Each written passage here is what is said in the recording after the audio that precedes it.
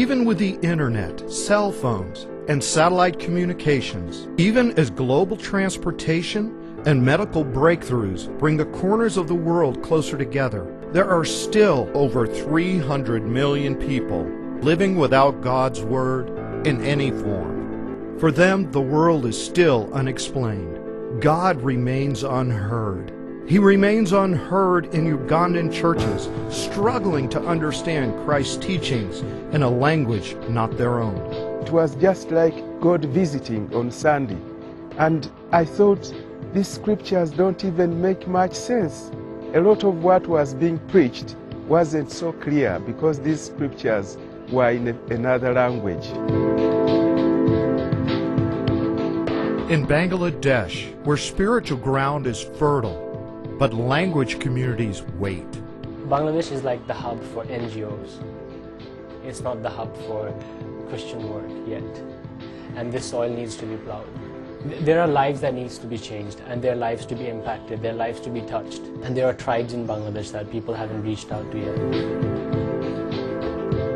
In India, where the church is exploding with new believers, but they're hungry for God's Word today. Traditional process of doing Bible translation is just not fast enough to respond to the pace of the church explosion that's growing in India. And the church planners are saying, even if you do a New Testament in 6 years, we can't wait 6 years to get the scriptures.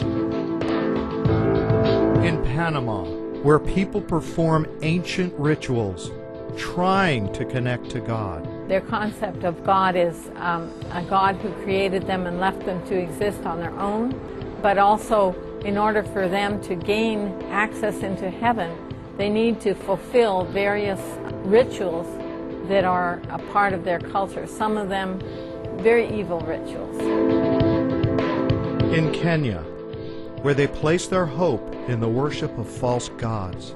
People worshipping animals and spirits, witchcraft, believing that there is a power that is out there, a supernatural power, but not knowing what it is or how it functions. Though the world may seem smaller and more accessible, though we may have access to God's Word in our language, 1/3 of the languages of the world are waiting to hear God's voice, waiting to hear His plan for their life. Arm in arm with our partners, we stand ready to finish the task. The finish line is so near. Join us.